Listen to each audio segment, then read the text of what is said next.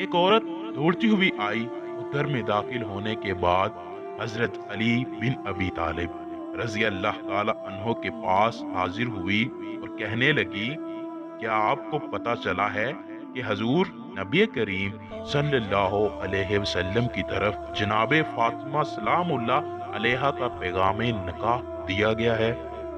حضرت علی رضی اللہ تعالیٰ عنہ نے فرمایا، نہیں، میرے علم میں نہیں ہے یہ۔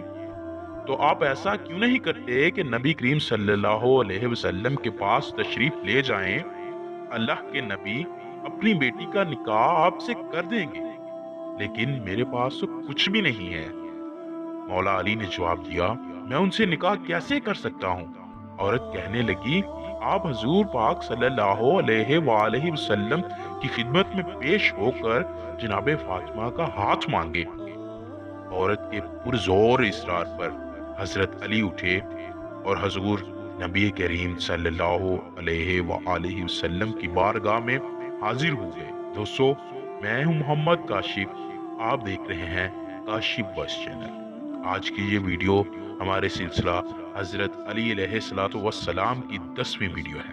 دوستو، عورت کے پرزور اصرار پر حضرت علی اٹھے اور حضور نبی کریم صلی اللہ علیہ وآلہ وسلم کی بارگاہ اقدس میں حاضر ہو گئے۔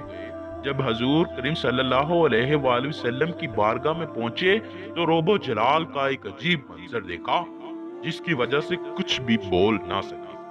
خاموشی سے حضور کے سامنے بیٹھ گئے، مگر قربان جاؤں، اللہ کے نبی کی شان کے علی کو ایسے بیٹھے دیکھا تو دیکھ کر مسکرا دیے اور فرمایا، اے علی، بتاؤ کیسے آئے ہو؟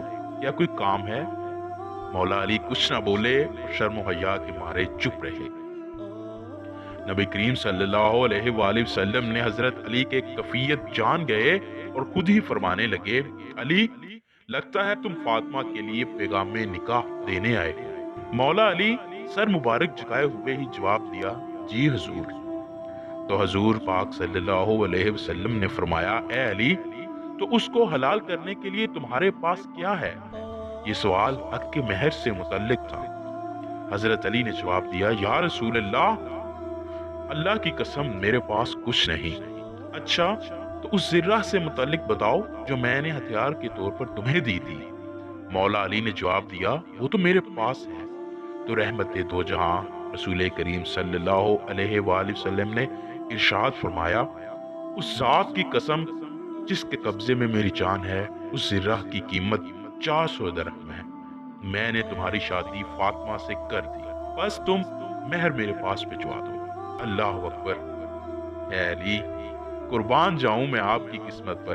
آپ کے نکاح کے لیے حضور نبی کریم صلی اللہ علیہ وآلہ وسلم نے اپنی پیاری بیٹی کو پسند فرمایا۔ سبحان اللہ۔